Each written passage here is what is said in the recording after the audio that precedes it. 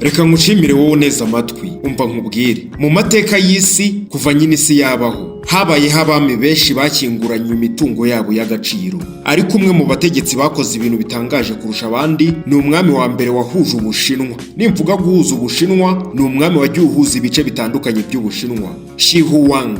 Mu rwego rwo kwitegura ubuzima nyuma y'urupfu, yubatse imva idasanzwe, ndetse amateka agaragaza ko abantu amagana bo mu ngoro ye bashyinguranywe nawe. Qin Shi Huang yabaye umwami wa mbere wahuje Ubushinwa mu mwaka wa 221 mbere ya Yezu. Azwi cyane kubera guhuza ibice bitandukanye by'igihugu no gutangiza ibikorwa bikomeye birimo igice cya mbere cy'Urukuta runini rw'Ubushinwa, Great Wall of China. Njye nitwa Ngendahimana Daniel, mbahaye ikaze kuri Bonakure.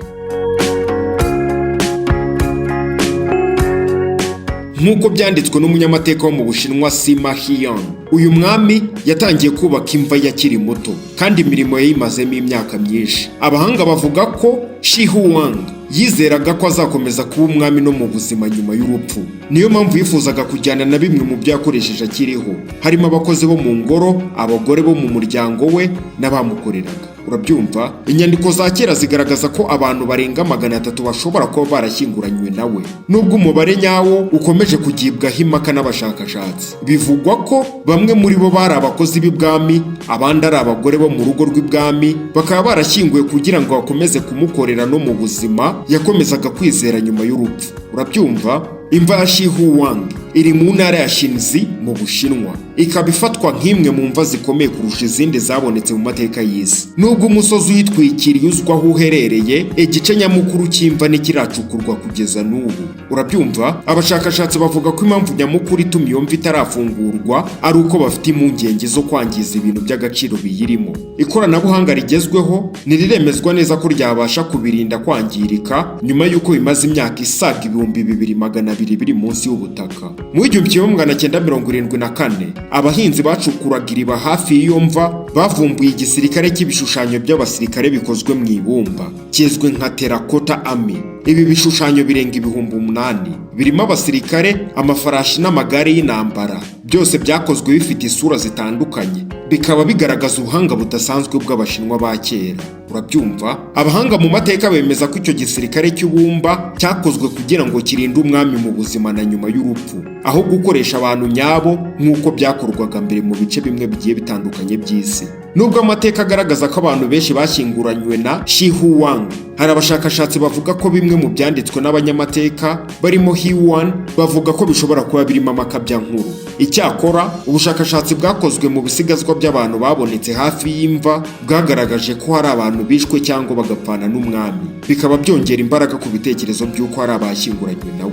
Urabyumva? Nta mwami wagenderaga ubusa. Uyu munsi imva ya Qin Shi Huang hamwe na terracotta army biri mu murage w'isi urindwa na UNESCO. Bifatwa nk'imwe mu hantu hakurura ba mukerarugendo benshi ku isi, ndetse bikomeza gufasha abashakashatsi gusobanukirwa imiterere, imyemerere n'umuco w'Abashinwa bo hambere. Reka tuve mu Bushinwa gato tuvuge ku mujyi witwa Machu Picchu. Uyu mujyi wo mu misozi miremire ya Andes wamaze imyaka isaga 400 utazwi n'abantu benshi, kugeza igihe wongeye kumenyekana mu kinyejana cya 20. Yubatswe ku butumburuke bwa metero zirenga 2400 hejuru y'inyanja, hagati y'imisozi n'amashyamba, ahantu bigoye cyane kuhagera. Abahanga mu mateka bavuga ko uwo mujyi wari ufite ingoro z'ubwami, insengero, amazu, ububiko bw'ibiribwa n'imirima yubatse mu buryo bw'indinganire, amaterasi. Abawubatse bakoresha amabuye manini ahuzwa neza ku buryo nta sima bashyiragamo. Nyamara inyubako nyinshi ziracyahagaze n'ubu nyuma y'imyaka irenga 500.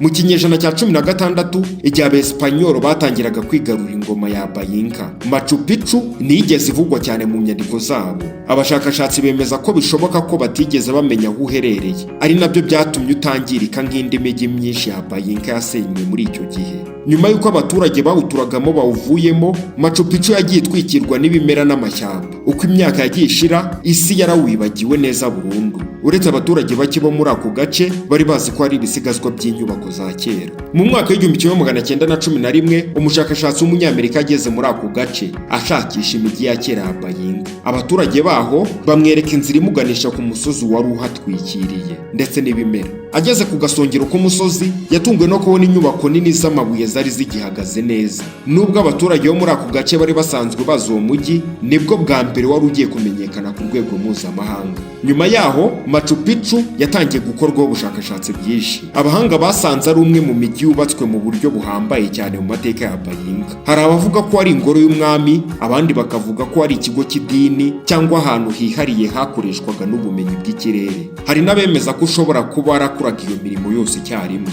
Urabyumva? Mu mwaka w'1983 washyizwe ku rutonde rw'umurage w'isi kubera agaciro kawo kadasanzwe. Nubwo ubushakashatsi bukomeje kuri Machu Picchu, iracyafite amabanga menshi ataramenyekana, ari nayo atuma ikomeza kuba imwe mu hantu hakurura abantu benshi ku isi. Ngayo nguko rero, iyo ni Machu Picchu. Urumva ko itangaje nk'inyubako zo mu Misiri. Nitwa Ngendahimana Daniel. Uyu munsi reka nsoreze hano, mwibutsa ko ufite igitekerezo cyangwa indi nyunganizi wifuza ko twazakoraho ubutaha, wabinyuza muri comment. Duhorane kuri bona kure. Amahoro y'Imana.